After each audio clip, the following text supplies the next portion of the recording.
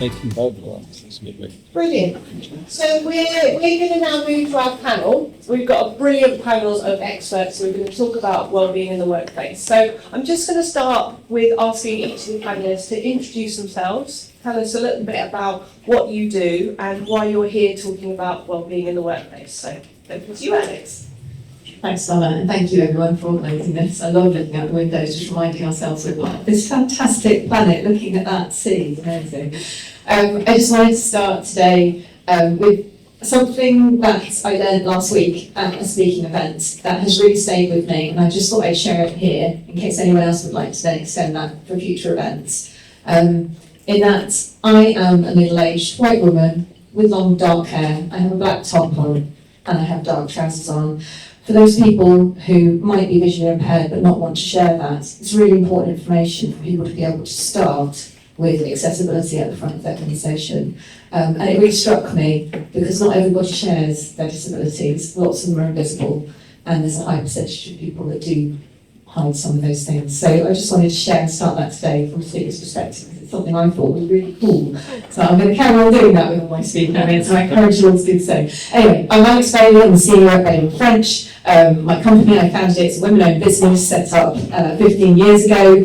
We are based in Brighton with offices in Houston and in New York. I have a team based here at my headquarters, and the wonderful Kerry who's joined me here today, and 160 psychologists, facilitators for me that work across the world. And we do training and recruitment, but a lot of leadership development, and one of the outputs of all of our work is wellbeing. It's a space that is really dear to my heart. I really want to ensure that all the work that we do has a positive impact on people's lives.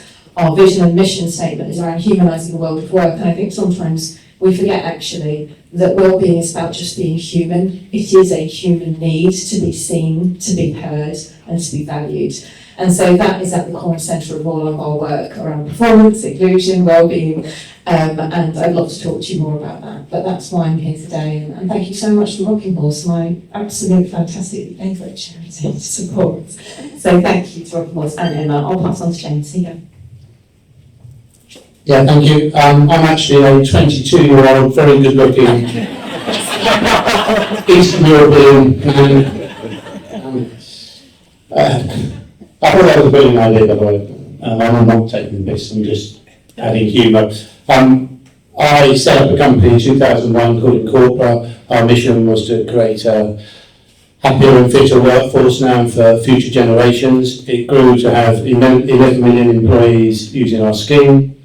Last year I was lucky enough to sell that company to a Finnish company called ePassi, who kept me on as CEO, much to my surprise.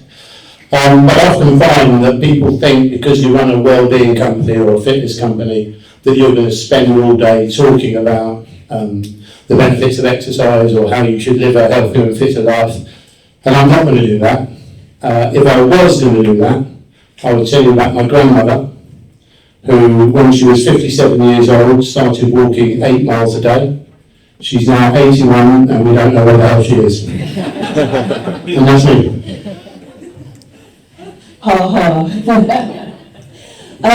My name's Emma Cleary. I know lots of you in the room, and it's lovely to see you. Thank you for coming and supporting Rockinghorse and Flexibility Matters in our endeavours to make the world of wellbeing a better place. My business is all about flexible working. We are experts in the Southeast in making the workplace more flexible.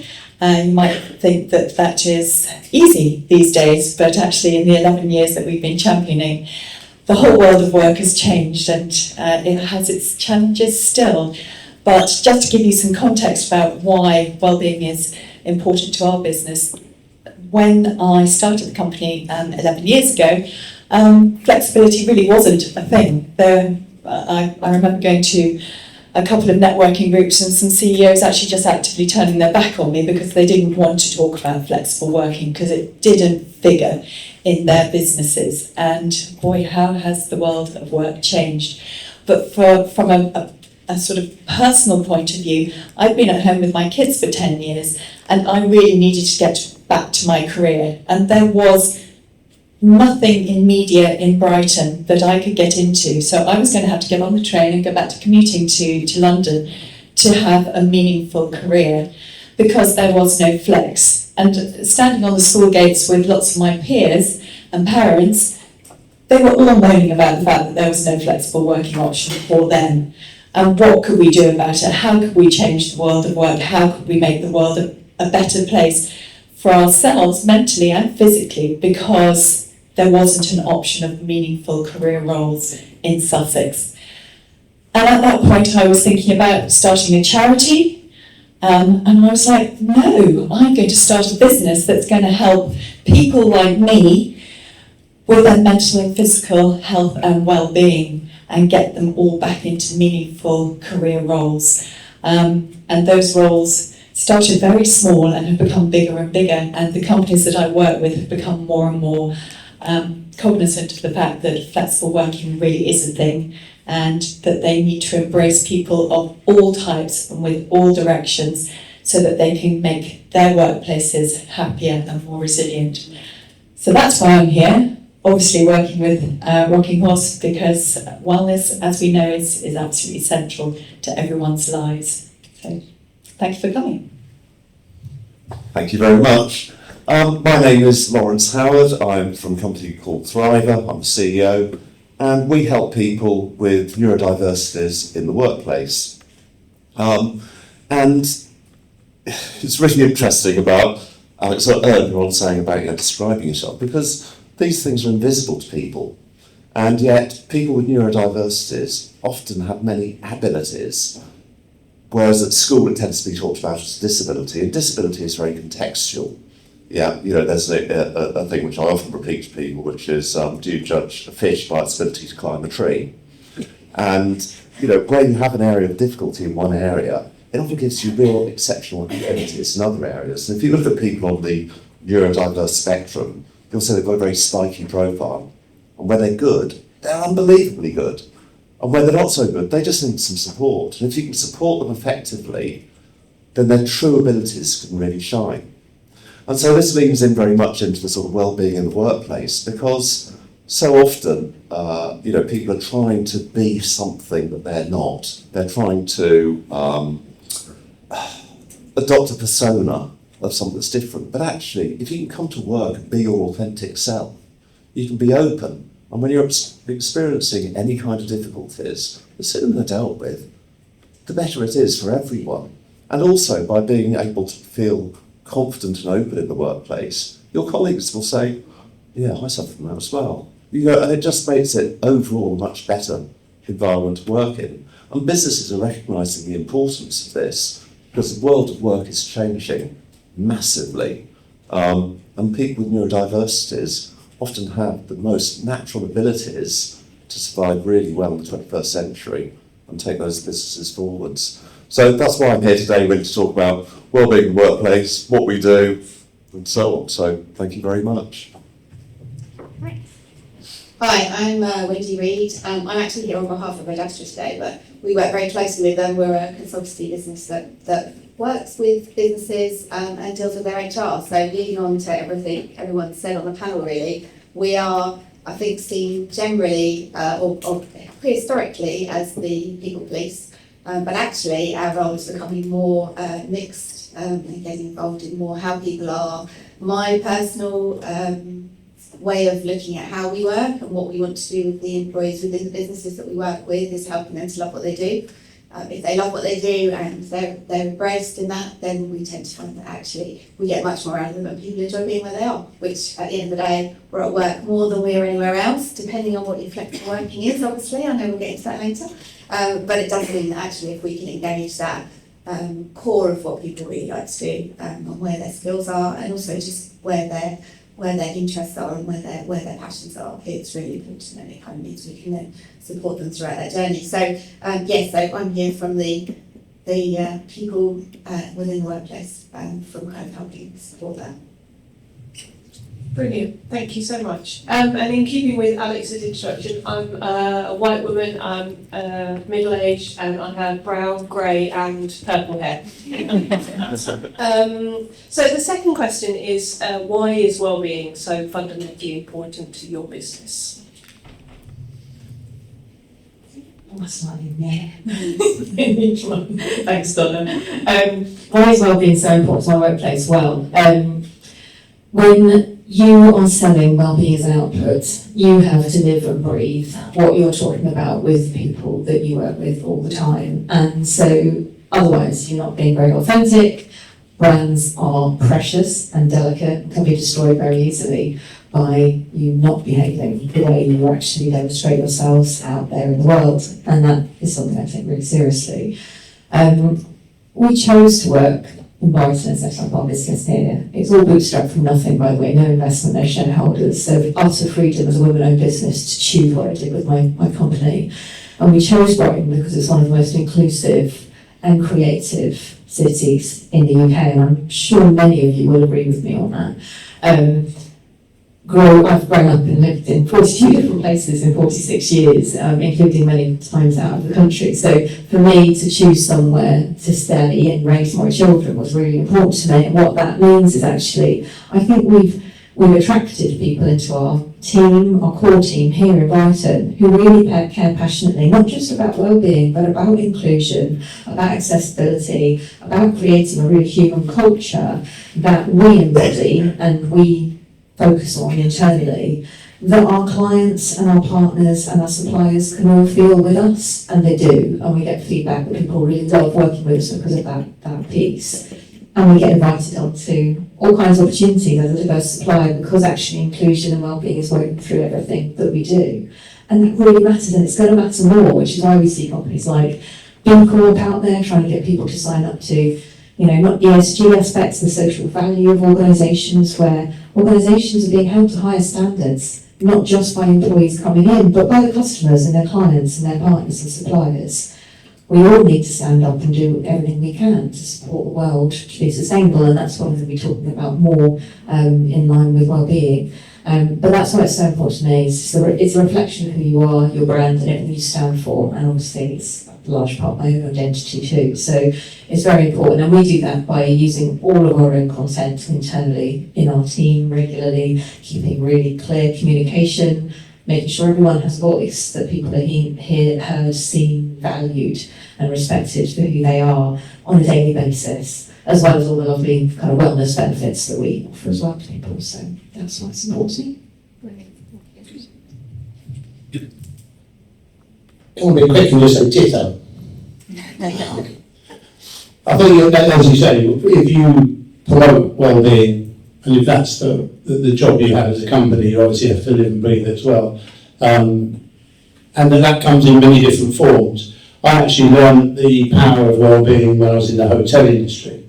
And there's a quote from Star Wars that says something like, never before have you seen such a hive of scum and villainy or something. That staff in the hotel industry, we were all alcoholics, we smoked 500 fags a day.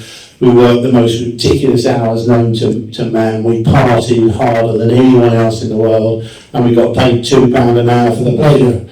But when we were going into management of hotels, I realised that wasn't sustainable, and we actually went about trying to change the culture, and even perhaps HR people, close your ears, but positively discriminated in our employment to try and get people who had similar sort of wellbeing thought processes. And that made such a dramatic difference to the hotel that, whether it was overtime went down, sickness went down, productivity, our image changed, the comments changed, all our sort of metrics that we had, the scorecards you might fill in when you check out of a hotel, all those went up, and then the business just completely turned around. And it was a hotel run by Richard Branson at the time and his Virgin Hotels. And I got all this credit for turning the hotel around, when actually the main decision was to focus on the well-being of the people. And that's what changed that hotel. And it stayed with me that I decided that I was going to do that for a living. So that's why it's kind of important for me, because I am hugely passionate that businesses are more productive, more profitable, a happier place to be if well-being is at the centre of any company's initiatives. Totally agree. Thank you. Should I say ditto as well? So I think when I set up Flexibility Matters, this idea of culture versus presenteeism was so fundamental to what I believed our business was going to do and what we were going to change. There was no reason that you need to be present to be good at your job. And it only took a pandemic to move everyone's thought process along there. You are healthier, you are happier, you are more engaged, you're more in charge of your own destiny and belief, which gears towards your company's beliefs and vision and purpose. If you are allowed to have more autonomy over the work and where you work and how you work. And, 11 years down the line, we are making some progress, but as you said, Alex, this culture of Brighton lends itself so well to inclusivity and to trying new things. You don't have to go very far up the M23 to find a not quite so inclusive or embrace a culture, a bunch of businesses that don't necessarily embrace what flexibility can do for their businesses. But, if your employees are more engaged, they are more productive. According to Gallup, that's sort of 87% more engaged and more productive. We heard from Charlotte Ray at the University of Sussex about what the 4-day week can do in terms of reducing absenteeism. You sleep better, you're more productive, you're less ill, you're better retrained. And as a recruiter, why would you spend money on recruiting if you can retain brilliant people? It's just a complete waste of money, which sounds counterintuitive coming from a recruiter, but treat your people well as you would like to be treated or as you would hope to be treated. Attract them to your culture because they will serve you better if they are well. They won't leave, you won't need to recruit. And actually, if you then shout about it as part of your cultural offering, you'll attract the best people to you. There are a number of businesses in Brighton who are so culturally robust, they don't have to use recruiters. They attract talent because they are who they are. So treat people with respect. It doesn't have to be about presenteeism. It's about outputs and productivity, and you'll be healthier and happier and do better in your job and hopefully you won't leave. So that's why wellbeing is so important to us. Thank you very much. It's difficult coming after all these people and saying so much, because it's very difficult to add to it. I completely agree with everything that you're all saying.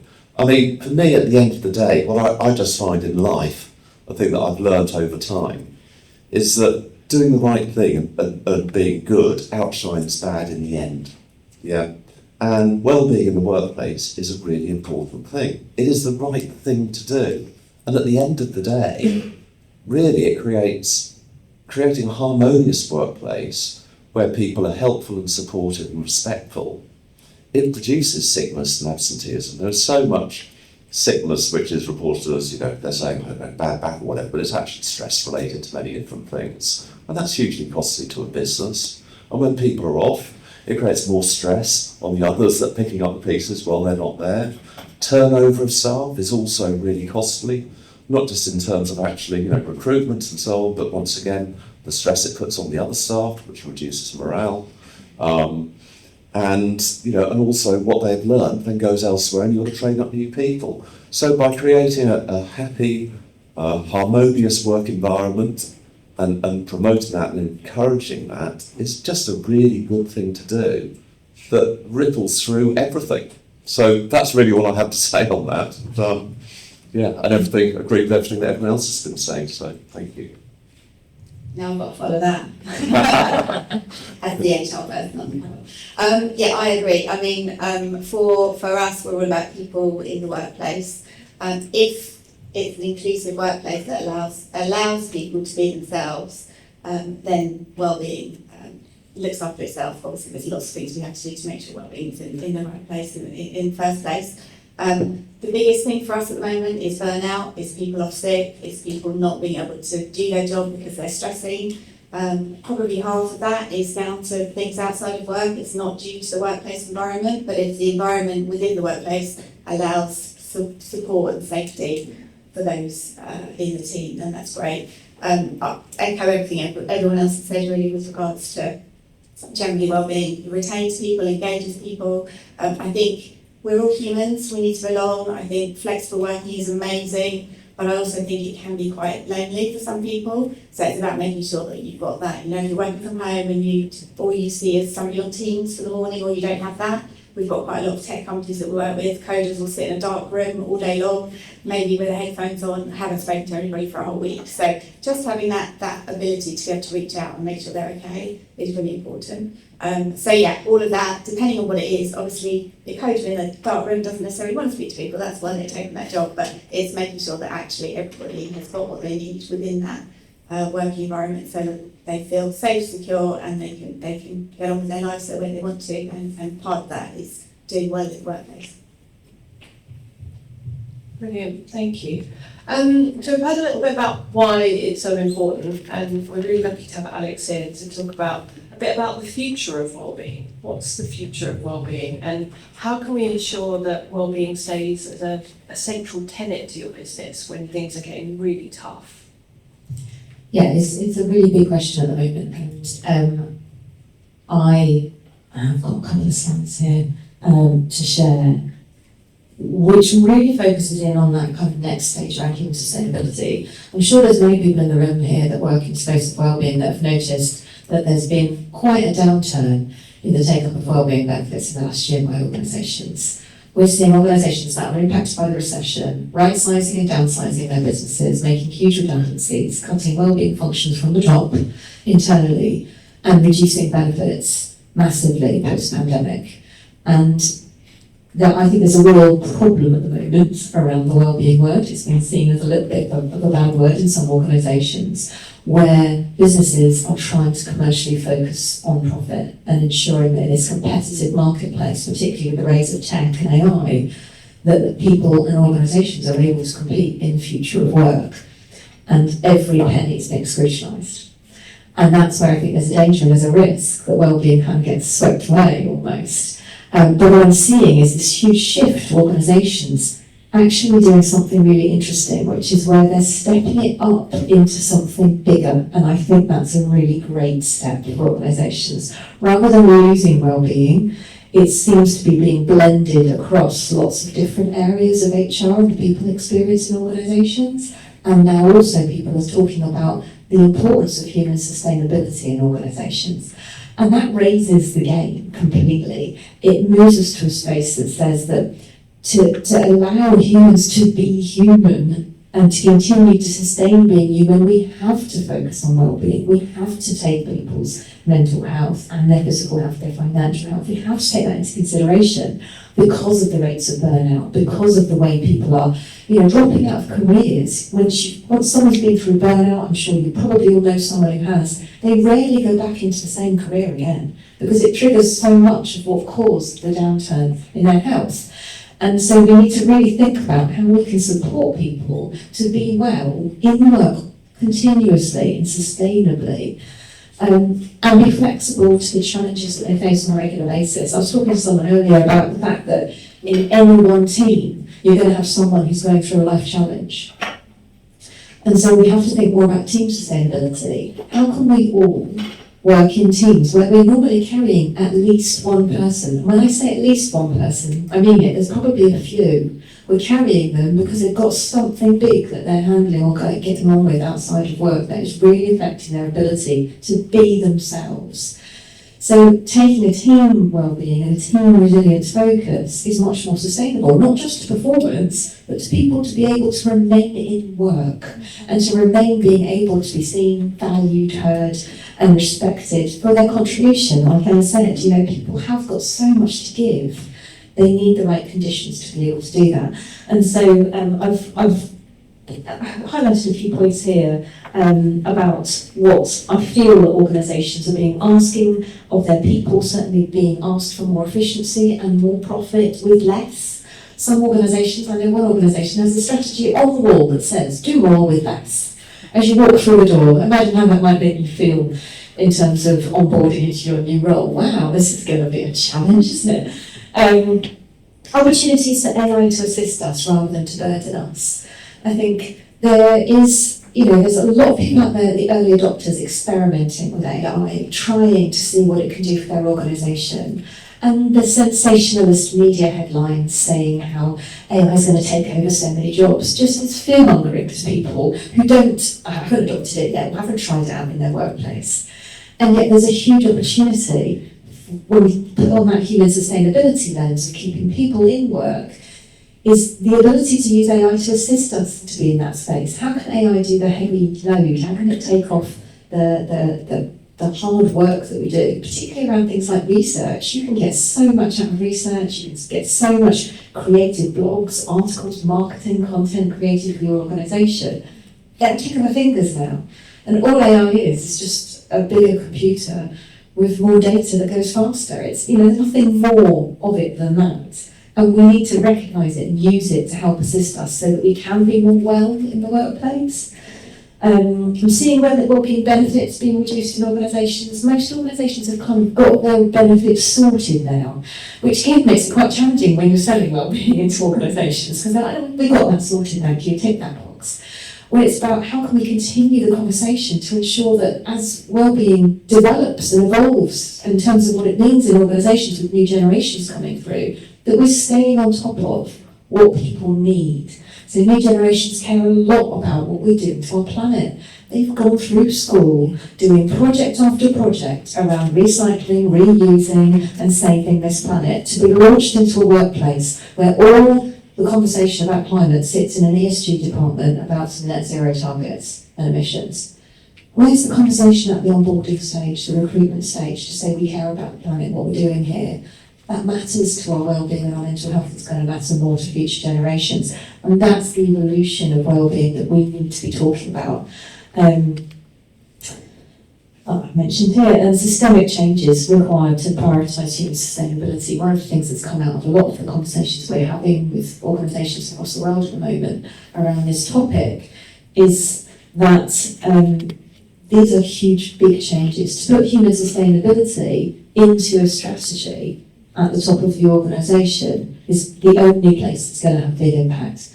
Because if everyone at the top is just shouting profit, profit, profit, the roles won't be designed, there'll be leadership layers taken out, more under-resourced people working very, very hard, burning out, not being able to work to the demands that they have. It's got to be from shareholders, investors, board members, C-suite, talking about human sustainability as something they care about in terms of the support of our species for our planet. These are big, huge topics, but this is where wellbeing is stepping into, and I think we've got a great moment in time right now to really harness this difference. Is some question? I've got another slide that just demonstrates some of the work we've done around this topic with the UK government. So wellbeing is kind of this topic that's moving through a stage and evolving. We were commissioned back in 2016 on the back of a report that the then Prime Minister Theresa May commissioned through Lord Stevenson and Paul Farmer, who's the CEO of the Mind charity, to look at what helps people thrive at work. And they wrote the Thriving at Work report, which had 42 recommendations on it. And we won a huge contract with them to deliver a programme that developed confidence for leaders to talk about wellbeing in the workplace. This was in 2017. It was the largest application of the PAMA model of flourishing and thriving in the world. This is Martin Seligman's model. It was based on a study of 2.3 million people across the world of what helps people thrive at work. And we were privileged enough to work with all 4,400 senior civil servants across all departments, arms length bodies and crime codes in the government, to help them develop the confidence to talk about wellbeing on a daily basis. I was having a conversation with someone about this before, about how most people have a great positive intention, most leaders are fantastic at talking about wellbeing once they get into it. But the confidence to start the conversation is where a lot of people struggle, and so we really need to help that. And we're doing a review at the moment of this programme, kind of 5-6 years on, and it's fascinating to see the impact it had and how much people are still using that in the workplace to have those great conversations that matter so much to people. So I'd be more than happy to talk more about that. But I just wanted to share a snapshot of the size of the programmes that organisations are taking seriously from the top. And the government was asked to do this as a best practice model for UK working organisations, and they've used it accordingly since then. So I'm really proud to be part of that. Brilliant, thanks for sharing that with us. It's really great. Moving on to James, we've talked a bit about the importance of employee benefits for health and wellbeing. Can you tell us what that actually means, and what is best practice? Buying my services. It's about culture, really. Everything I talk about is culture. Never thought I'd sort of this way around. If we go on to the first, that's the one. So, unfortunately, some Olympic medalists started stealing my talk lines about growth mindsets and fixed mindsets, but Sorry about that. I actually began to use growth mindset originally in sales because I used to have a phrase that they're just not a client yet.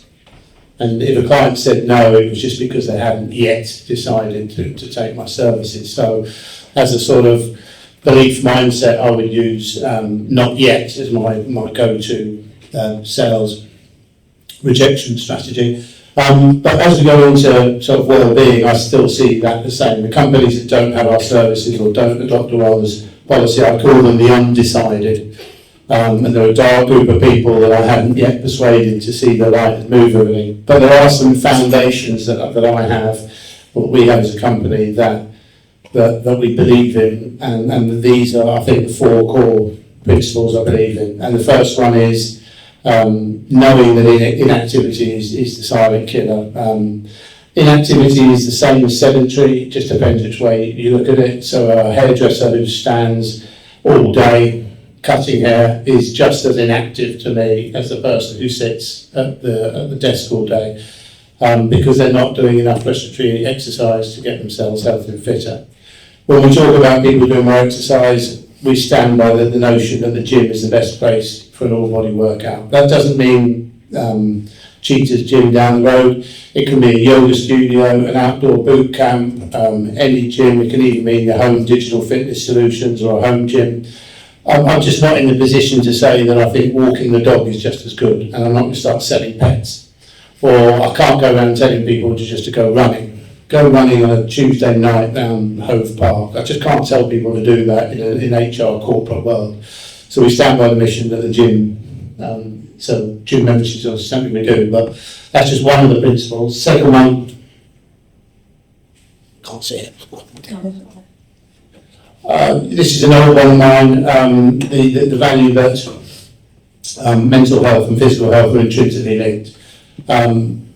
And the original company in corporate that I set up came from the Latin saying mens sana in corpore sano, which means a healthy body comes from a healthy mind. That's how much I believe this is the case is true. And I think in modern days, if you could look at all those employees who have anxiety and look at how many of them smoke. Look at how many people have bad backs and look at how much they drink. Look at the sickness times for those people that you know have a really bad diet, that are perhaps stuffing their face with burgers and chips every lunchtime, and just see how much time they have off sick. Look at the people who are perhaps in pain, go back to back pain, who begin to get addicted to painkillers or stop seeing their mental health suffer. Everything is linked, and if you can't just tackle one. And I actually sat with Simon a minute ago from Bluecrest talking to him, and if we look at slide 3, I'll even follow it on, is that health and fitness run in parallel. And that doesn't mean, and the old adage was, you got fit to improve your health. But actually studies show that 3/4 of people who either want or have been told, referred, to do more exercise will cite the fact they have an existing health condition as the reason they can't do it. So in that way, it's the reverse. You've got to fix the health before you can improve the fitness. And if that applies to 3/4 of people, then that would also go to explain a lot of the other stats, why only 1 in 10 people uses a gym. I think it's only something like 15 out of 100 people meet the minimum exercise requirements that the government suggests. So when we talk about some of the things that we do, you can't just tell somebody to work out. It's not as easy as that. You've got to look at the whole thing. I was telling Simon earlier that we have a circle of health where we talk about, and health is a dirty word for me, by the way, but it's just something I observe, that if you want to find out your current state of health, and you could use Blue Crest as a very valuable supply, then you typically will find either some lifestyle changes that you've got to make to improve your health, or you need to fix your health. And in employee benefit terms, that's health assessments and health insurance right there. And if you've got gym memberships as your lifestyle or nutrition, then effectively employee benefits is creating a circle of health, which some health insurers have brought into that idea and do a lot more on that. And the final one, this is the most boring thing you'll ever hear in your life, but I'm absolutely convinced that if you don't have a wellness policy, you cannot change the culture in the company. Similar to what you were saying earlier, that it's got to be from the top. The company has to create a wellness policy. What are you trying to achieve from your workforce? What do you want to give your employees? What do you want them to be in X amount of years' time? And put all that down in your policy, just like you would for your health and safety, and just like you would for your data security or something like that. That's how seriously you have to take it. And that also comes back to the belief mindset that you can't, if you look at your company now and go, well, what does a well-being version of this company look like? It could be potentially a long way away from where you are now. But that doesn't mean we don't start. That doesn't mean we don't start putting these things in place. It might take years to create that culture of well-being. And just to give a really good example, I call it the £120 example. If minimum wage, I don't know, is it 11.43, so 22,500 or something is minimum wage for working weeks. If you gave all your staff £120 pay rise, which is, I think, less than 0.5%, they're not exactly going to be thrilled, right? But if you subsidise the gym membership for £10 a month, suddenly that means a bit more to them. Or if you pay to have an annual health assessment with Blue Crest, not wrong promoting Blue Crest. But that means a lot more to them, and that's how culture change starts. And the thing about the policy, which I think is on the last page, no, it's probably the page before, but we won't go back, is that it won't work, the culture change won't happen without that wellness policy, and you can't decide to take products, even my products. You can't just take my gym product and say, well, that's it, I've done something for well-being, if the culture and the policy isn't there to back that up. Because all you do is end up buying products or having a special day, even getting in a massage. If it isn't part of an overall policy, it's just not going to work. So my kind of recommendation, to answer the question very longly, is everybody has to start with the policy. If you don't have a policy that you take seriously as an organisation to create a wellness culture, it's never going to work, full stop. And the only other thing, I'm not going to say about productivity, but the only thing I will say is having, I've got a twitch in my left eye, having decided to wear a cricket ball in my eye socket when I was much younger. I should have used a bat. I've learned that really quickly. But it makes my eye twitch and wink, which when I was 23 and in the clubs at Brighton, that was very advantageous, I have to say. Not so great when you're 50 and you're trying to read a screen. But I kind of knew that wellness was important when I came out of the hotel industry, and I have seen so many companies adopt a policy and it work that I would go as far as saying that those companies that adopt a wellness policy are winning, and those that don't are not. Across every sector, every department, depending on what size you are, it gets bigger, the gap gets bigger, the bigger the company gets, but that's what I would say in answering that question, which I don't think that was the question, but all I'd say is that wellness policy starts the winning post. Great, thank you, James. And Emma, we talked a bit about flexible working, but how does flexible working support wellbeing in the workplace? It worked for me. Can we have this? Next one. So everyone at the moment thinks they know what flexible working looks like. And as Alex and James have just said, it starts with the policy. It starts with the senior management team sitting down and thinking about what will make my staff tick better, what will make them more productive, what will make us as a team really thrive. But it's an active decision, like a wellness policy, talking about human sustainability. It's an active decision by senior leadership, whether that's a very small team or a huge team, to make a difference to their workers. So it's a case of what is flexible working not. So let's focus on what it is, because it's an arrangement between an employee and an employer on how to make that person thrive and produce their best practice work in the workplace. It's not hybrid or working from home necessarily. And that seems to be the way that the pendulum has swung since the pandemic, that it's all anyone talks about, hybrid or working from home, neither of which is actually very flexible.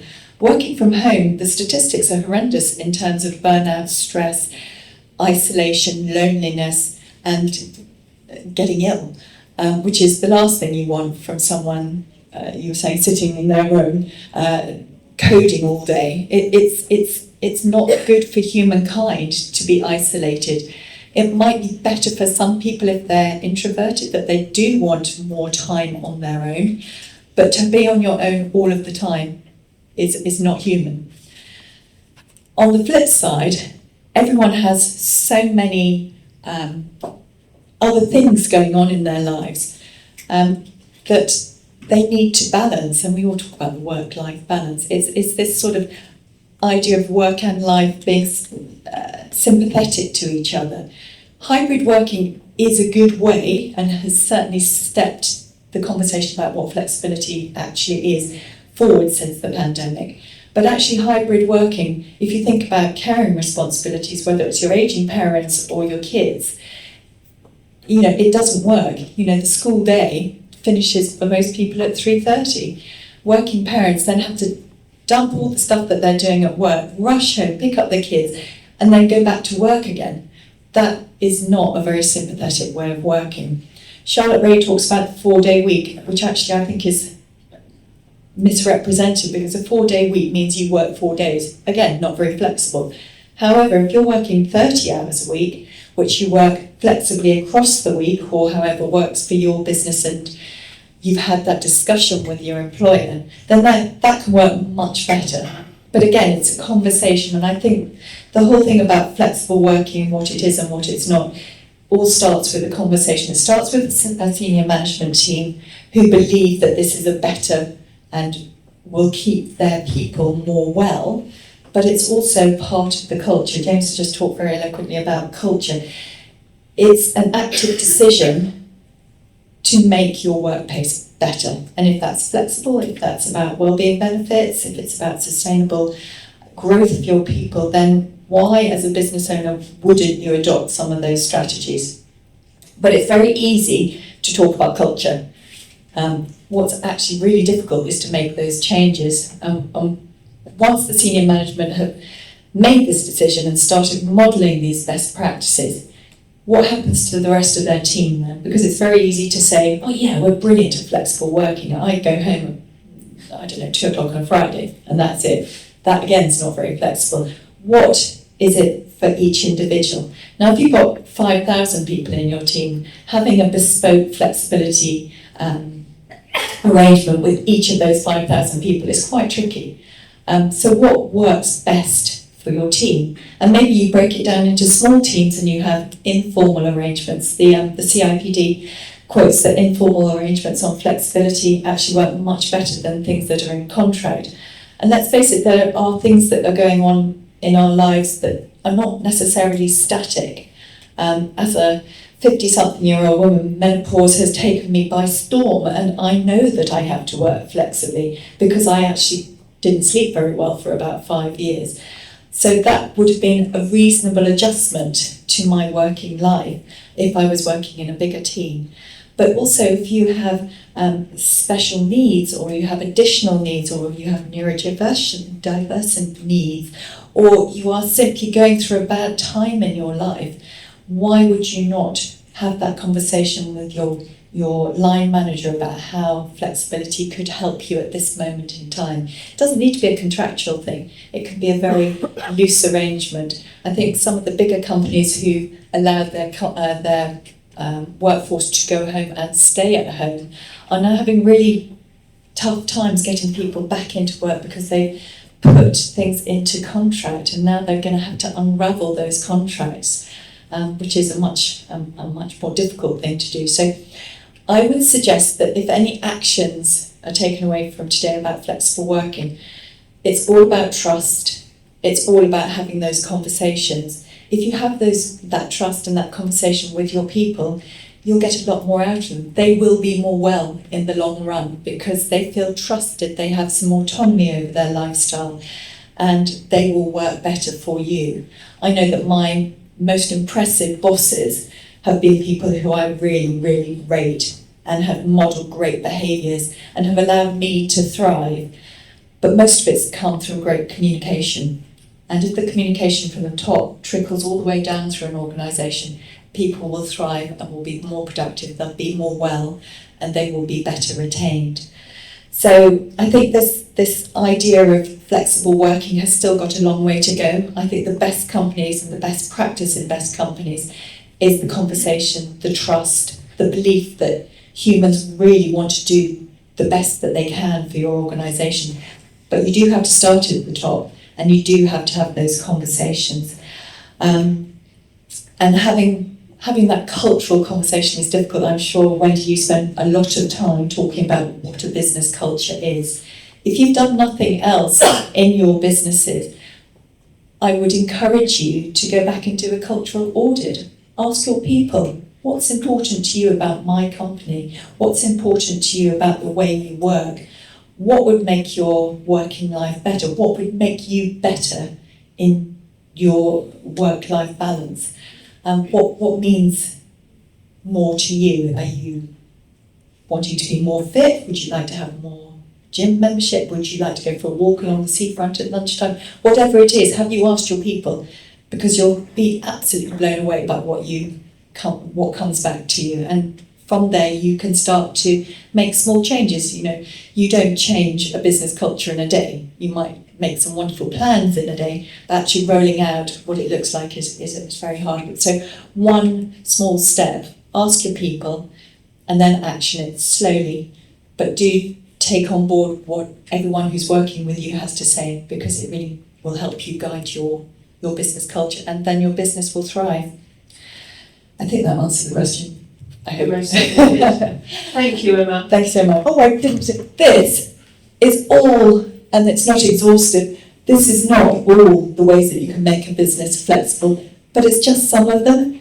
So hybrid and flexible, hybrid and working from home are just two options. These are just a panoply of what you could implement. So just keep an open mind when you're thinking about flexible working. Thank you. Brilliant, thank you. Lawrence, talking about neurodiversity, can you just explain to us the benefits of having a diverse and specifically a neurodiverse workforce, and what are your tips and strategies for supporting people with neurodiversity?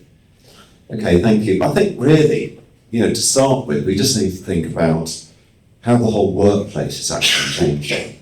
And it's changing at such a rate, that none of us have ever experienced in our lifetimes. And it's really the advent of IT, and everyone's talking about AI as well. And it's changing everything we do. There are so many jobs that used to be fairly repetitive, doing things. IT is changing all of that.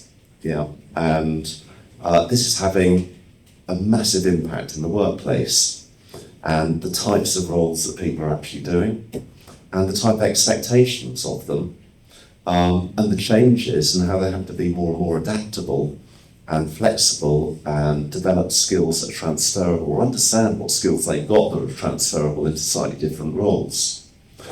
At the same time, there's a massive education gap.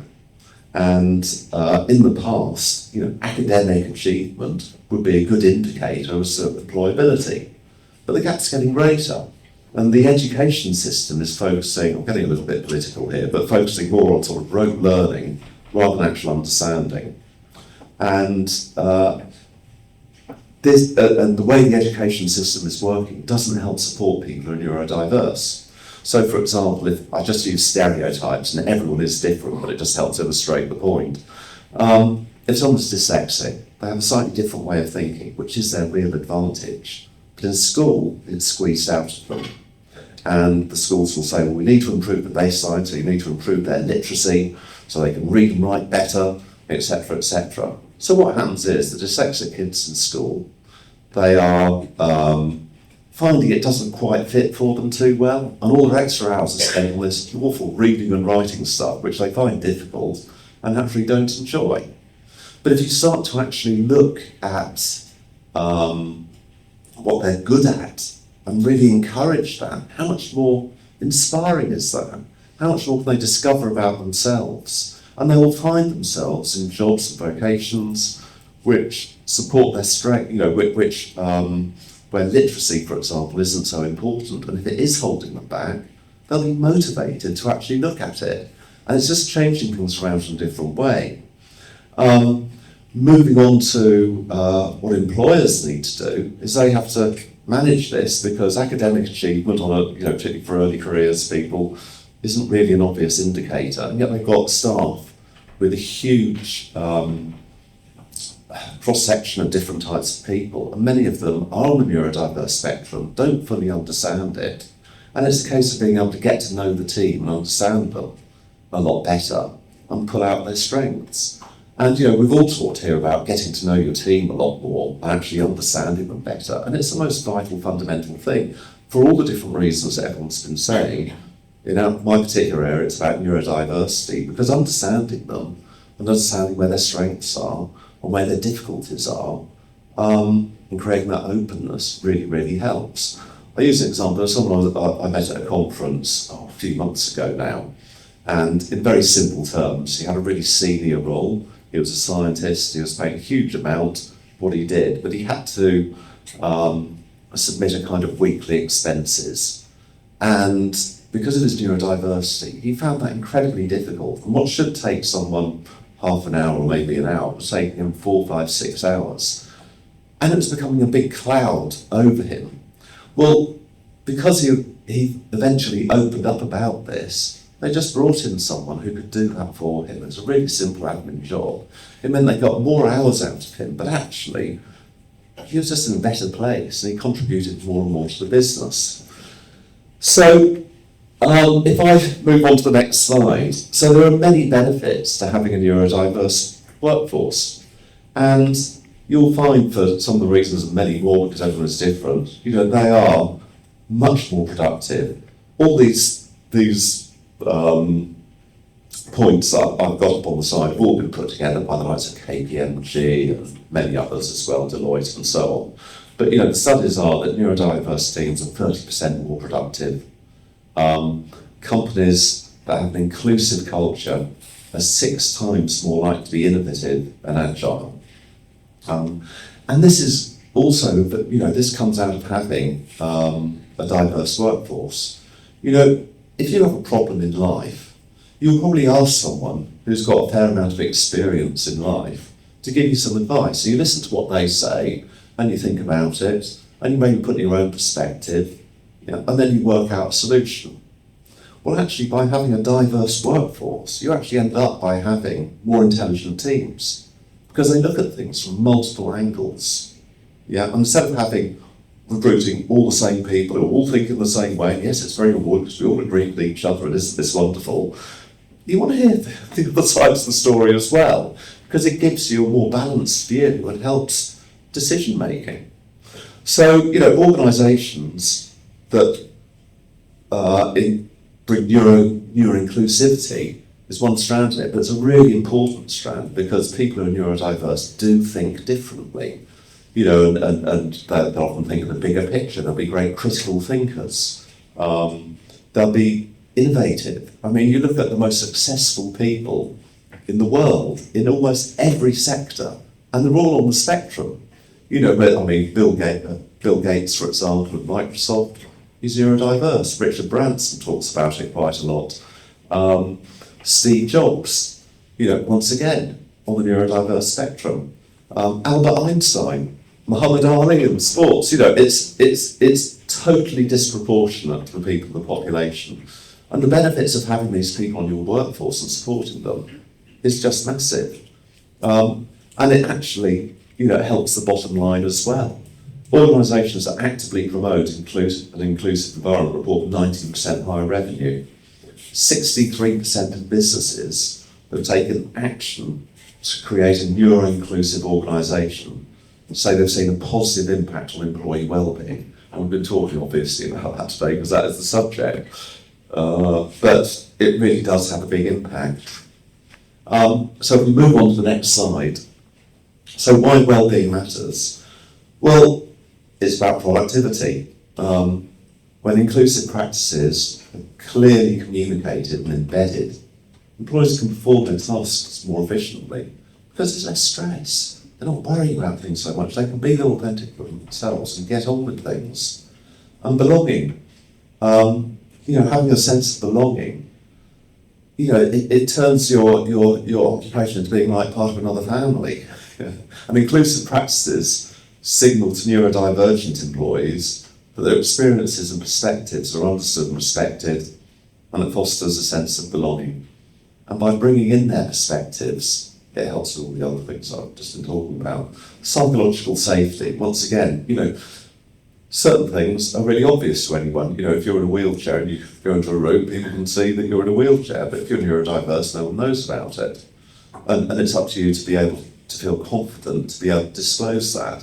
As an employer, it's important to also let people know that if they do disclose, that you will do something positive with it. Because it is a kind of one-way door. You know, once you've opened it, you can't then go, oh, well, I wasn't really. You know, you kind of mentioned it. So it's really important that the employer understands and has policies in place that can actually help support people. They can lean on other organisations. So, for example, there's a scheme through the Department of Work and Pensions called Access to Work. They provide grants for all sorts of adjustments as well. They can sometimes cover up to 100% of the cost.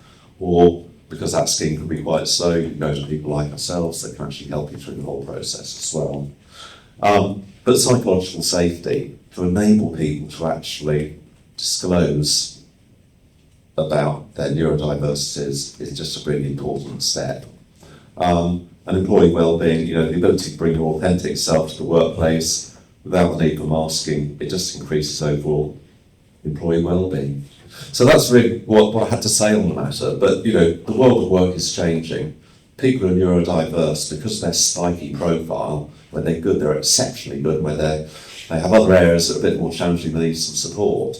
They've got some really exceptional abilities that can really help your organisation in every single way. And, you know, if you recognise it, then you can get a seal over your competitors who may be missing a trick.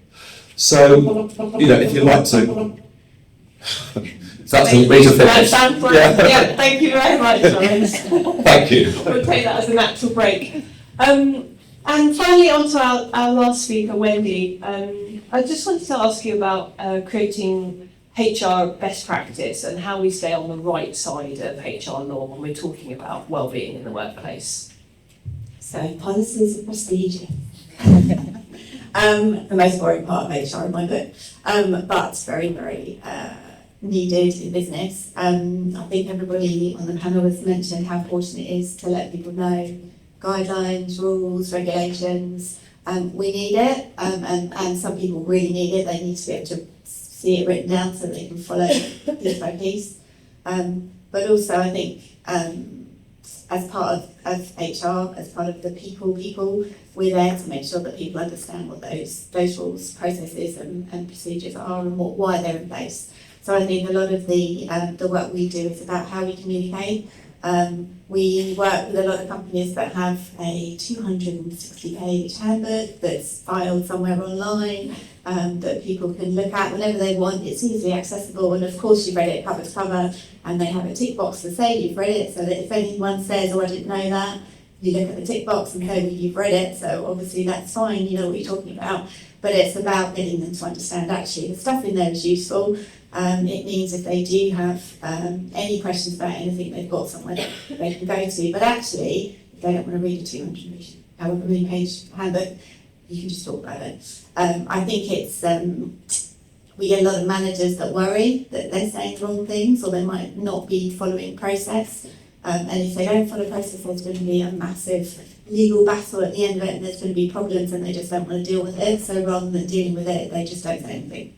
And I was talking to James actually and the team about benefits, that we have so many companies that we go into that have a huge benefits package. They've got everything you would ever want online.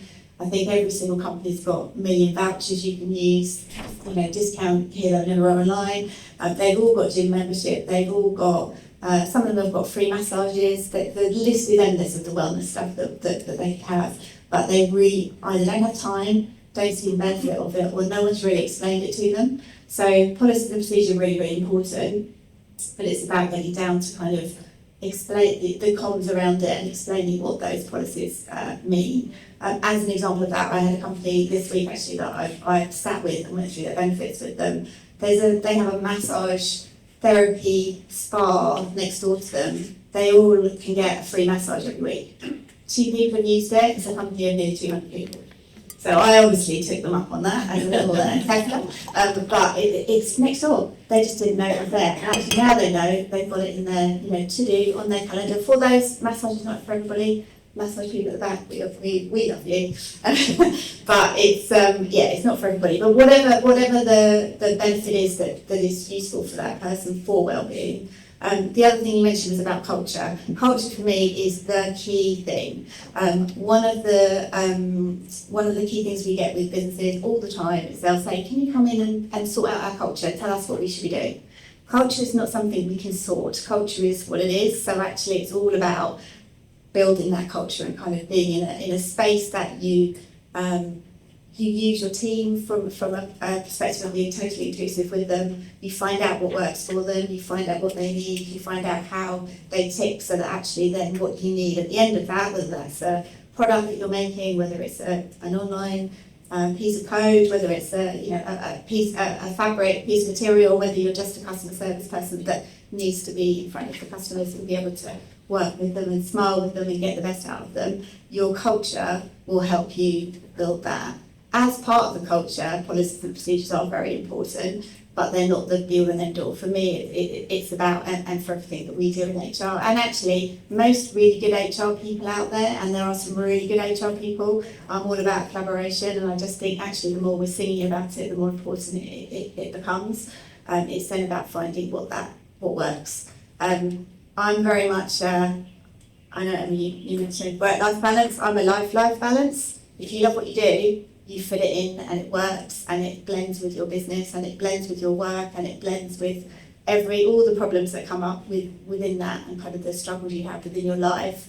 Very holistic view for sure, and really not easy to achieve, but I'm very much a case of if you enjoy it, yes there'll be struggles, but actually you can blend that in and hopefully you've got the supportive environment that will then help you get through that. Brilliant, thank you so much. I want to thank everybody on the panel. We're going to do questions, but we're going to do that on the table. So we're going to have a 5-minute break, and then we're going to go into the second part of the day. So please go and have a quick toilet break, a quick bag buy,